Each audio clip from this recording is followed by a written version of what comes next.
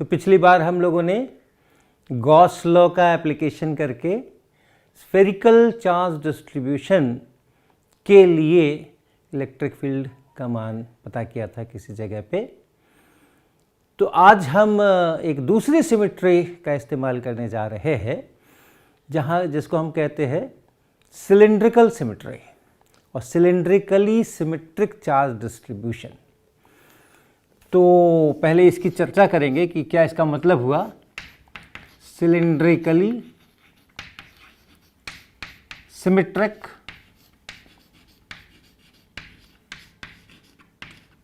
Charge distribution यानी हमारे जो चार्जेस हैं स्पेस में डिस्ट्रीब्यूटेड हैं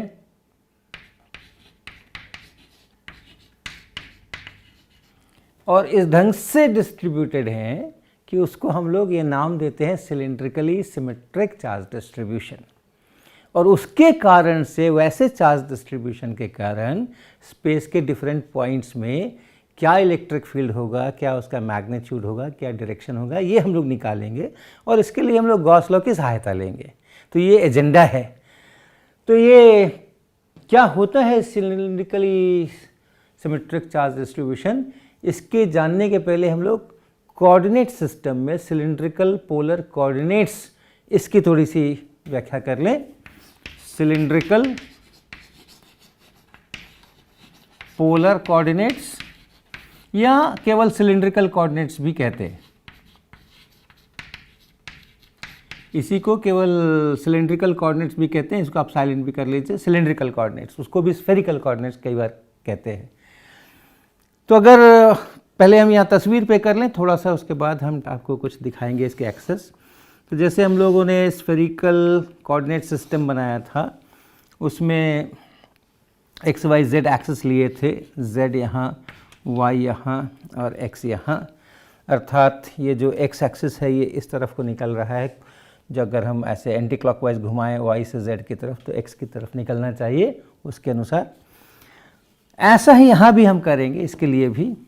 और जो कोई पॉइंट होगा जिसके हम कोऑर्डिनेट्स लिखने वाले हैं, वहाँ से हम लोग इस एक्स वाई एक्सिस पे जो तल है, एक्स वाई प्लेन है, इस प्लेन पे हम परपेंडिकुलर ड्रॉप करेंगे और वो परपेंडिकुलर जहाँ इस प्लेन को मिलेगा उसको हम ओरिजिन से मिलाते हैं और इस एंगल को एक्स एक्सिस के साथ जो एंगल बनता है इसको हम फाई कहते हैं।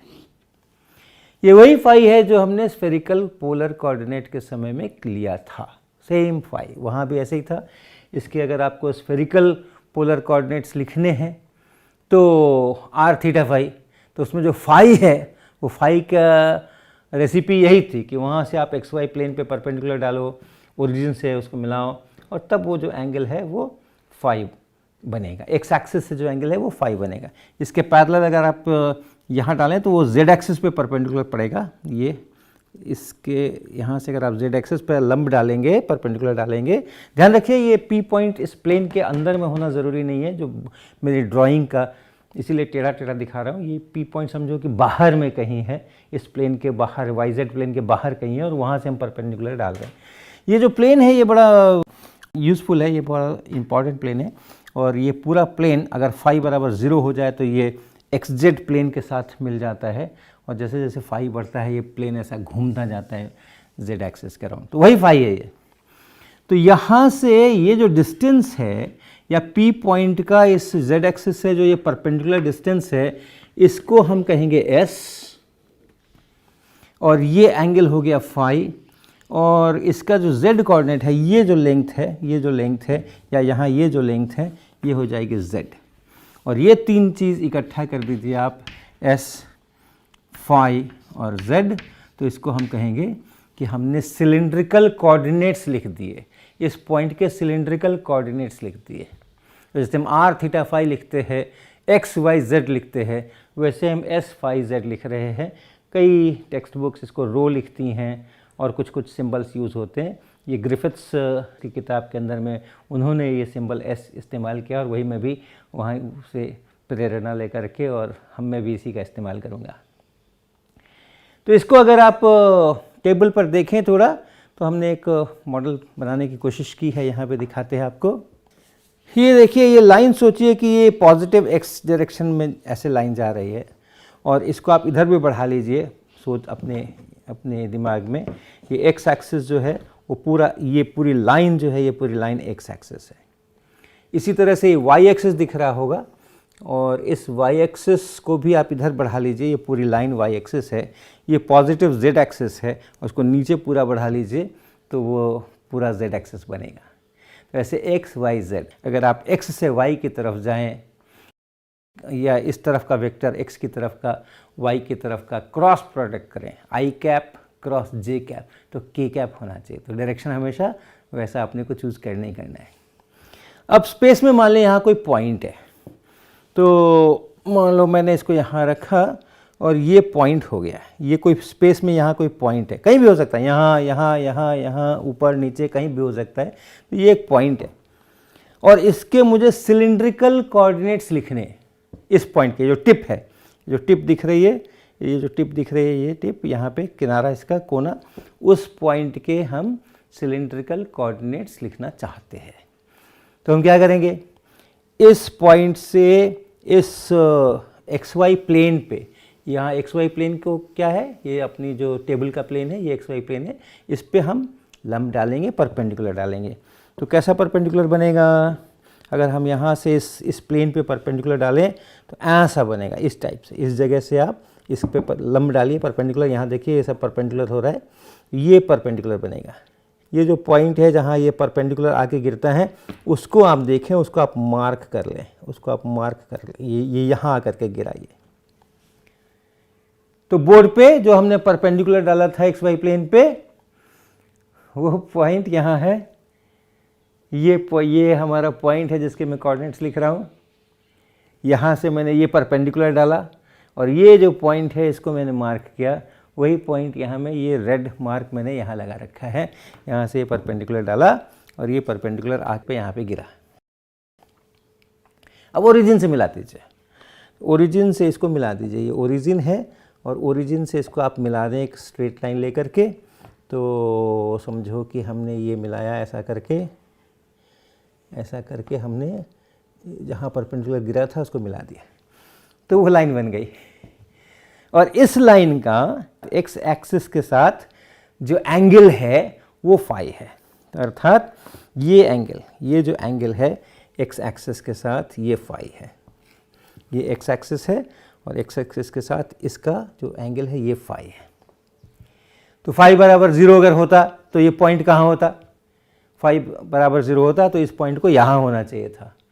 अर्थात अगर हम ये सारे पॉइंट्स लें, इस एक्स एक्सिस के ऊपर वाले ये सब, ये इनमें से कोई एक पॉइंट लें, इनमें से कोई एक पॉइंट अगर हम लेते हैं, इस प्लेन में अगर कोई पॉइंट यहाँ पर, यहाँ पर, यहाँ पर, यहाँ पर, यहाँ पर, यहाँ पर है, यहाँ पर है, यहाँ पर है, यहाँ पर है, और परपेंडिकुलर डालते हैं तो एक्स एक्सिस के ऊपर पड़ जाता है, पॉजिटिव एक्स एक्सिस के ऊपर पड़ जाता है, तो वो फाई बराबर 0 होगा।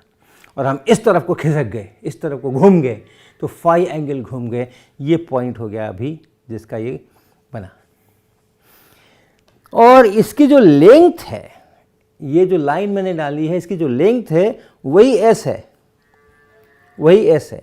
और यही लेंथ जो है वो वास्तव में इस पॉइंट से और इस जेड एक्सिस की भी लेंथ है। ये देखो, ये वाली, ये लेंथ, ये जेड एक्सिस है। जेड एक्सिस से इस पॉइंट का जो ये परपेंडिकुलर डिस्टेंस है, ये लाइन और ये लाइन, ये पैरेलल है ना, इसी के पैरेलल ये आएगा। तो ये लाइन उतनी ही बड़ी है जितनी बड़ी ये है। तो s जो है वो इस पॉइंट का z एक्सिस से परपेंडिकुलर डिस्टेंस है, और आप परपेंडिकुलर डालेंगे तो ये नीचे में ये वही लेंथ s बनेगा।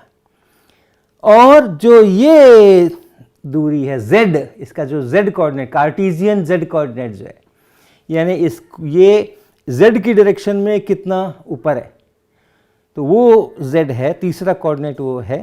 तो ये हमारा यहाँ से यहाँ तक का ये z हो गया, यहाँ से यहाँ तक का ये s हो गया, और यहाँ से ये एंगल फाई हो गया। तो आप सोचो, s पर पहले सोचो, s का वैल्यूज़ क्या हो सकता है। कहीं भी पॉइंट लेंगे, यहाँ वहाँ वहाँ वहाँ कहीं भी पॉइंट लेंगे तो s का वैल्यू 0 से इन्फिनिटी हो सकता है। s है z एक्सिस से डिस्टेंस, वो इस डायरेक्शन में डिस्टेंस है कि इस डायरेक्शन में, कि इस डायरेक्शन में, कि इस डायरेक्शन में, कि इस डायरेक्शन में, वो बात नहीं। जहाँ भी आपका पॉइंट है वहाँ से आप z एक्सिस पर लंब डालो, और वो जो लेंथ आ गई वो s हो गई। तो s का मान 0 से लेकर के इन्फिनिटी तक हो सकता है अगर आप सारे पूरे 3 डायमेंशन के पॉइंट्स को सोचें। फाई का मान क्या हो सकता है? अगर यहाँ है, इस प्लेन में हम हैं, इस वाले प्लेन में हम हैं, ये जो xz प्लेन है, तो वहाँ पर पॉजिटिव साइड में, तो हमारा फाई 0 है। फिर हम फाई को थोड़ा बढ़ाएंगे तो हम इधर के पॉइंट्स पकड़ेंगे, ये सब पॉइंट्स पकड़ेंगे, इस प्लेन के सारे पॉइंट्स पकड़ेंगे, और बढ़ाएंगे तो इधर आएंगे। जब 90 डिग्रीज कर देंगे तो हम इस y एक्सिस के ठीक ऊपर पहुँचेंगे, z पॉजिटिव y एक्सिस के ठीक ऊपर पहुँचेंगे। तो वो जो पॉइंट्स होंगे ठीक ऊपर या ठीक नीचे, वो जो उस प्लेन में पूरे पॉइंट्स हैं, वहाँ पर फाई बराबर 90 डिग्रीज हो गया है। हम यहाँ से 90 डिग्रीज घूम गए। ऐसे ही आप बढ़ो, इधर बढ़ो, आप 180 डिग्रीज घूम जाओगे तो आप यहाँ पहुँच जाओगे, इस प्लेन में पहुँच जाओगे। तो इधर जो नेगेटिव x एक्सिस और z एक्सिस वो मिला के जो प्लेन बन रहा है, आधा बन रहा है, उसके जो पॉइंट्स हैं उनके लिए फाई बराबर 180 डिग्रीज है। और घूम जाए तो 180 से भी ज़्यादा बढ़ सकते हैं, और घूम जाएं 270 हो सकता है। जब आप नेगेटिव y एक्सिस के ठीक ऊपर हों या ठीक नीचे हों तो 270 डिग्रीज हो सकता है, और घूम जाएं तो 360 डिग्री तक जा सकते हैं। तो फाई का जो मान है वो 0 से 360 तक जा सकता है। और z कोऑर्डिनेट तो ओरिजिन से शुरू होकर के और प्लस साइड में इन्फिनिटी और माइनस साइड में इन्फिनिटी। तो सारे पॉइंट्स को अगर कवर करना है तो उसके रेंज पहले हम यहाँ बोर्ड पे लिख लें। ये s जो है, s can vary from 0 to infinity. ये phi can vary from 0 to 2 pi. Equal आप लगा लीजिए जहाँ भी आप लगाना चाहिए। इन्फिनिटी में इक्वल लगाने का तो कोई मतलब होता नहीं है, इसमें से आप चाहे दोनों पे लगा दीजिए, दोनों एक ही हो जाएंगे, 0 और 2 पाई एक ही हो जाएंगे। और z जो है वो माइनस इन्फिनिटी से प्लस इन्फिनिटी। ये इसके रेंज हैं। तो इस तरीके से करके हम इसके सिलेंड्रिकल कोऑर्डिनेट्स डिफाइन करते हैं।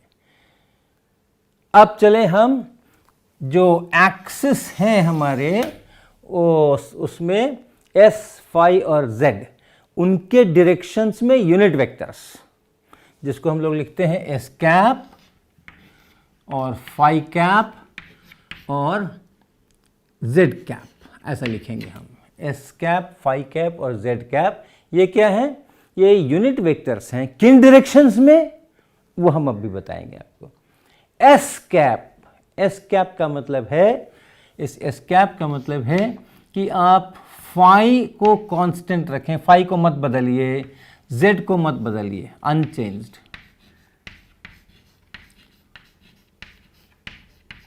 और s को बढ़ा दीजिए, s की जगह s प्लस ds कीजिए। s के बढ़ने की दिशा खोजिए, s किस तरफ जाने से बढ़ रहा है। फाई बदलना नहीं चाहिए, z बदलना नहीं चाहिए। s किस तरफ जाने से बढ़ रहा है उस दिशा को खोजिए। उस दिशा में जो यूनिट वेक्टर होगा उसको हम s कैप लिखेंगे। तो पहले ब्लैक बोर्ड के चित्र पर देख लेते हैं। अगर हमें फाई नहीं बदलने देना है तो हमको इसी प्लेन में रहना है, इसी प्लेन में रहना है। इस रेक्टेंगल में रहने को नहीं कह रहा हूँ, इस प्लेन में, हाफ प्लेन में रहने को कह रहा हूँ, जिसमें फाई का इतना फिक्स्ड मान है। तो इससे इधर नहीं घूमना, इससे इधर नहीं घूमना। z नहीं बदलना, ऊपर नहीं जाना, नीचे नहीं जाना, केवल s बदलना। तो ये जो लाइन है, इसी लाइन को लंबी कर सकते हैं हम, इसी के डायरेक्शन में ऐसे बढ़ सकते हैं। तो ये s यहाँ पर पॉइंट लेंगे हम। तो इस पॉइंट के लिए फाई वही है जो इस पॉइंट के लिए। यहाँ से भी परपेंडिकुलर डालोगे आप तो यहाँ पड़ेगा, सेम लाइन हो जाएगी, सेम लाइन। तो इसलिए इसका फाई वही है, z भी वही है, जो ये z है वही ये z है, लेकिन s बदल गया। पहले s इतना था, अब s इतना हो गया। ये जो डायरेक्शन है ये s कैप का डायरेक्शन है। टेबल वाले चित्र को देखो। टेबल वाले चित्र में आइए। मेरा पॉइंट कहाँ है? अभी पॉइंट हमारा इस जगह पर है। ये टिप जो है, ये टिप जो है ये पॉइंट है। तो अभी जो s है वो यहाँ से आप ऐसा मिलाइए, ये परपेंडिकुलर डिस्टेंस, ये s है। इसको बढ़ाना है, परपेंडिकुलर डिस्टेंस को, s को बढ़ाना है, लेकिन फाई नहीं बदलना चाहिए। तो हम इधर नहीं घूम सकते, हम इधर नहीं घूम सकते, हम इधर नहीं जा सकते, हम इधर नहीं जा सकते, हमको यहीं रहना है, इसी प्लेन में रहना है। z नहीं बदलना है, ऊपर नहीं जाना है, नीचे नहीं जाना है। तो हम कहाँ जा सकते हैं?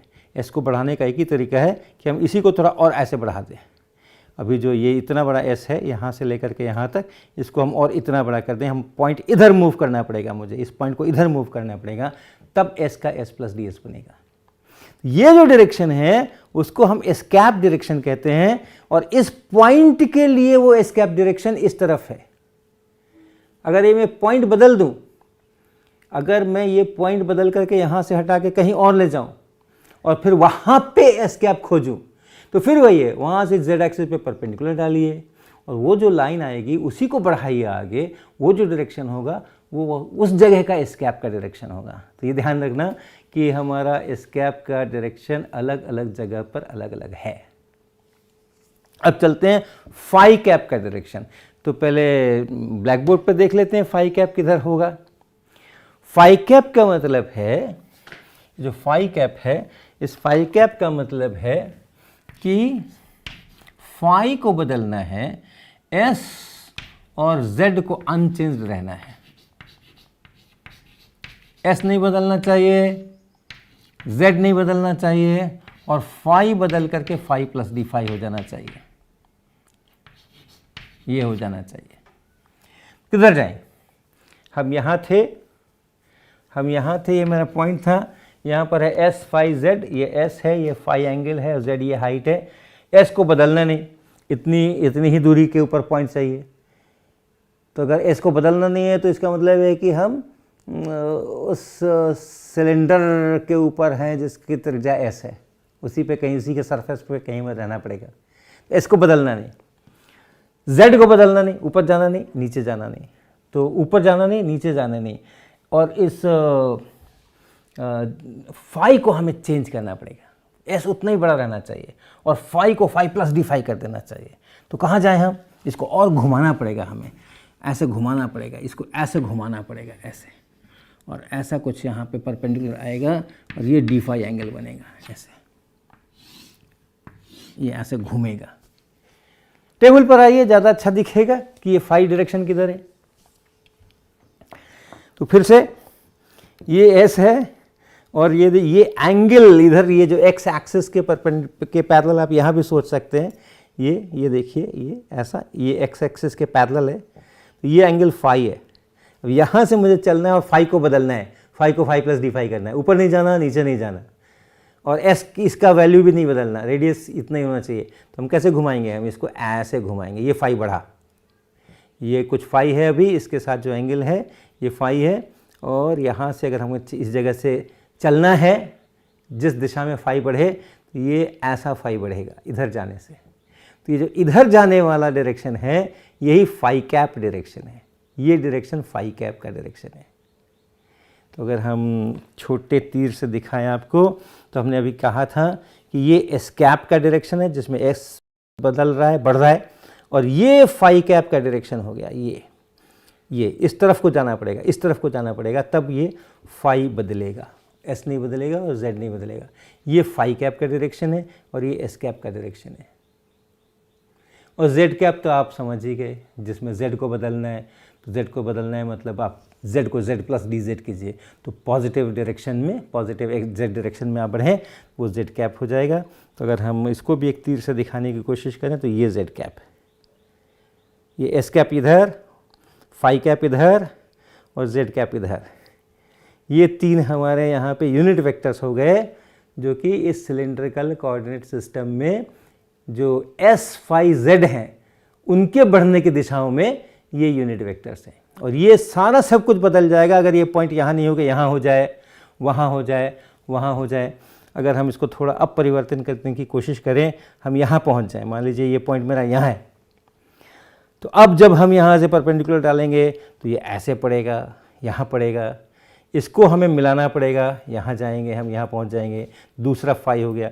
यहाँ जो एस है वो इस डायरेक्शन में, ये देखिए, ये जो पॉइंट है, इसका अगर हम इस डायरेक्शन खोजें तो ये एस डायरेक्शन है, ये यहाँ से ये आगे बढ़ता हुआ ऐसे, ये एस डायरेक्शन है, ठीक है ना। यहाँ से ये एस को आगे बढ़ता हुआ, ये एस डायरेक्शन है। इस जगह पे जेड एक्सिस पर लंब डालना है, और जेड एक्सिस पर जो लंब है उसी को बढ़ा देना है, तो वो एस डायरेक्शन बन गया। तो यहाँ का एस डायरेक्शन ये है, यहाँ का फाई डायरेक्शन ये है, इसके परपेंडिकुलर ऐसे, ऐसे घूमेगा, फाई ऐसे घूम रहा है, और फाई बढ़ाना है तो आपको इस तरफ को ऐसे घूमना पड़ेगा। तो ये फाई कैप का डायरेक्शन यहाँ पर ऐसा बनेगा और जेड कैप का डायरेक्शन यहाँ पे ऐसा बनेगा। तो अलग अलग पॉइंट्स पे जब आप रहेंगे तो एस कैप और फाई कैप के डायरेक्शंस बदल जाएंगे, लेकिन जेड कैप का डायरेक्शन नहीं बदलेगा। तो ये हमारे यूनिट वेक्टर्स हैं एस, फाई और जेड के डायरेक्शन में। तो कंप्लीटनेस के लिए हम लिख लें जेड कैप के लिए जो बाकी के दो हैं, जेड कैप को जेड को छोड़ करके एस और फाई, इनको अनचेंज्ड रहना है, और जेड को जेड से जेड प्लस डी जेड हो जाना है। ये डायरेक्शंस है, इसका ध्यान रखेंगे। इसके बाद हम जो चीज़ें करेंगे वो लाइन एलिमेंट्स की बातें करेंगे। लाइन एलिमेंट्स,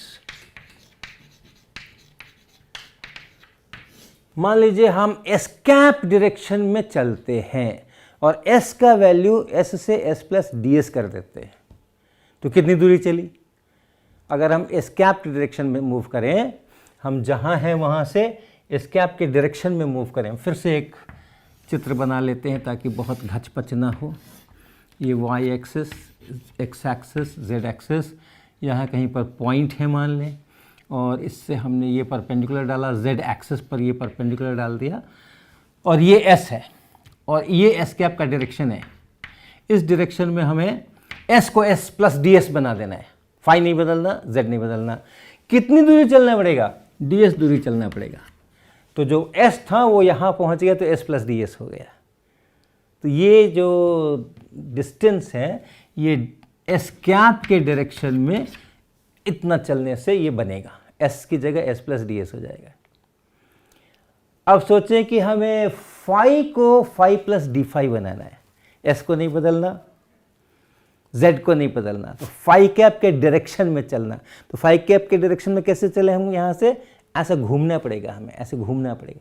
यहाँ रहेंगे, ये अगर यहाँ होता पॉइंट तो फाई बराबर 0 होता, और फिर यहाँ होता तो बढ़ जाता फाई, और बढ़ जाता और बढ़ जाता, यहाँ पहुँच जाते तो 90 डिग्रीज हो जाता, इसके ऊपर आ जाते। ऐसे घूमना पड़ता है, ऐसे सर्कल पर चलना पड़ता है फाई को बदलने के लिए। और कितना चलना है अपने को, कितना घूमना है? फाई को फाई प्लस डी फाई बना देना है। और जो पॉइंट है वो उसकी डिस्टेंस यहाँ से एस है, सेंटर वो जो सर्कल बन रहा है उसका सेंटर एस है। तो आप सोचो, त्रिज्या एस है, रेडियस एस है, तो अगर हमें उसको डी फाई घुमा देंगे तो डिस्टेंस कितना चलेंगे हम, राइट? तो बोर्ड पे अगर मैं इसको बनाऊं तो कुछ हमें ऐसा बनाना पड़ेगा कि ये इसका मान लें कि सर्कल है, ये सर्कल है जेड एक्सिस के अबाउट। तो यहाँ से मुझे फाई कैप वाले डायरेक्शन में चलना पड़ेगा, जिधर भी ये फाई कैप है उधर के डायरेक्शन में चलना पड़ेगा ऐसा। लेकिन ये डिस्टेंस चलना कितना पड़ेगा? ये एंगल फाई था, ये एंगल डी फाई, और बढ़ गए हम इस पे, तो इसलिए ये जो डिस्टेंस है ये डिस्टेंस है एस इंटू डी फाई। किस डायरेक्शन में चले हम? फाई कैप डायरेक्शन में चले। तो ये लाइन एलिमेंट्स बन रहे हैं। इस डायरेक्शन के लिए लाइन एलिमेंट बन रहा है डी एस, और इस डायरेक्शन में, और इसके लिए फाई कैप के लिए हमें ये लाइन बन रही है, एस डी फाई लेंथ है इस लाइन की, जितना हमें डिस्प्लेस होना पड़ा है ये लाइन बनी, इतनी बड़ी लाइन बनी फाई कैप के डायरेक्शन में।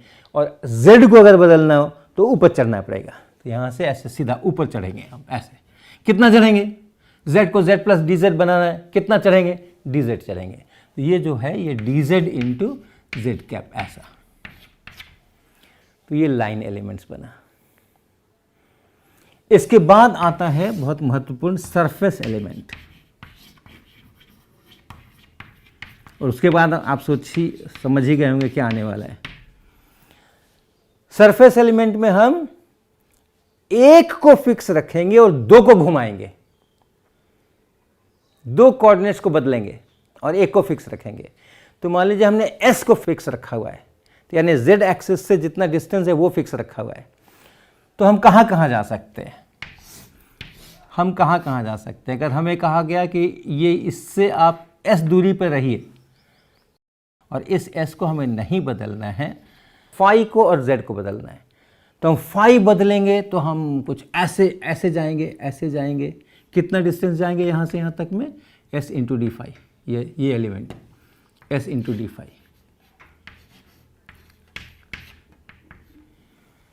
और z को जब हम बदलेंगे dz, ऊपर या नीचे, तो हम ऐसा ऊपर चढ़ेंगे, ऐसे, ये dz है हमारा, तो d फाई और dz इससे मिलकर के यहाँ पे आपको एक सरफेस बनेगा, छोटा सा सरफेस बनेगा। टेबल पर देखने की कोशिश करें। अगर मेरा ये पॉइंट है, देखिए ये पॉइंट है, पुराने पॉइंट पे आ जाते हैं हम। ये पॉइंट है हमारा, ये पॉइंट है P, S फाई Z सब कुछ है यहाँ पे लिखा हुआ है।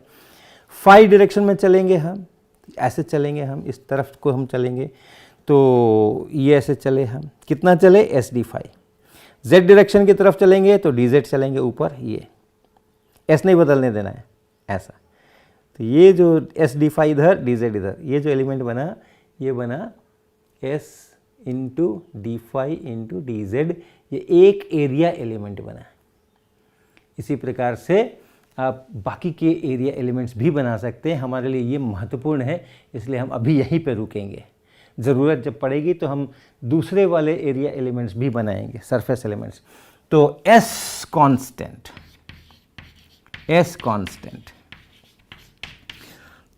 फाई बदलेगा, तो जब फाई बदलेगा तो इतना डिस्टेंस चलिएगा, और जेड बदलेगा तो इतना डिस्टेंस चलिएगा, और ये जो दो लाइंस बनी इनसे फिर रेक्टेंगल कंप्लीट कर लीजिए। तो वो जो एरिया बना वो S D phi D Z बना।